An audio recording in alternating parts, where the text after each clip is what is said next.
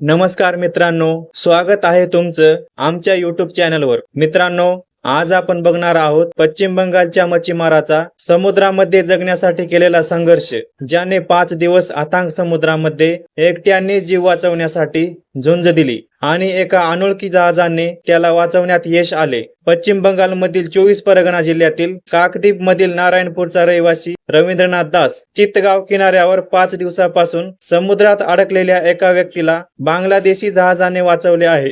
रवींद्रनाथ दास नावाचा एक तरुण गेल्या 5 दिवसापासून अन्न आणि पाण्याशिवाय बांबूंच्या खांबाच्या मदतीने जगत होता। वादळात त्याचे जहाज समुद्रात बुडाले आणि तो एकटाच वाचला। MV जवाद या जहाजाच्या कर्मचाऱ्यांनी त्याला वाचवले। समुद्राच्या मध्यभागी अडकणे हे एका भयानक स्वप्नापेक्षा कमी नाही। घटना कशी घडली हे जाणून घेण्यापूर्वी या व्हिडिओला लाईक आणि सबस्क्राईब जरूर करा। पश्चिम बंगालच्या 24 परगणा जिल्ह्यात राहणारा हा माणूस काही दिवसापूर्वी आपल्या 15 साथीदारासह बंगालच्या उपसागरात हल्दियाजवळ मासेमारीसाठी गेला होता। तेव्हा अचानक समुद्राचा मूड बदलला। जोरदार वादळ सुरू झालं। वादळामुळे अथांग लाटा उसळू लागल्या आणि पाहता पाहता त्याचा ट्रॉलर उलटला।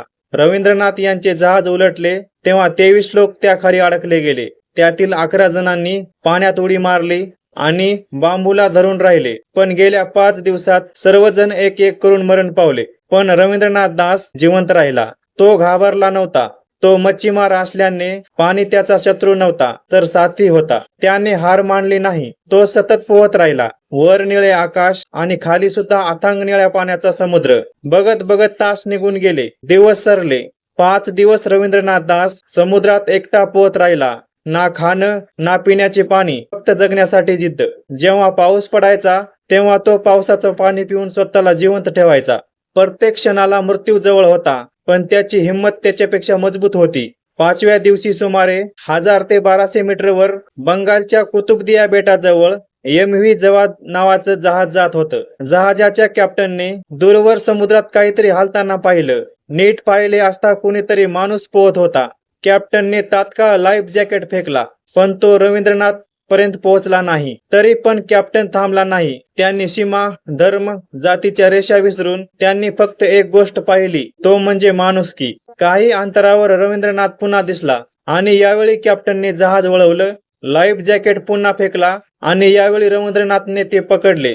क्रेनने त्याला वर उचलले गेले। 2 तासाच्या अथक प्रयत्नानंतर रवींद्रनाथ दासला वाचवण्यात यश आले। थकलेला, अर्धमेला, पण जिवंत। जेव्हा तो जहाजावर चढला तेव्हा संपूर्ण जहाजावरील खलाशी आनंदाने ओरडले। त्यांनी फक्त एक माणूस वाचवला नाही, तर माणुसकीला जिवंत पाहिलं। त्या क्षणाचा व्हिडिओ जहाजावरील एका खलाशांनी रेकॉर्ड केला होता आणि तो देखावा आजही पाहणाऱ्यांच्या हृदयाला हलवून ठेवतो।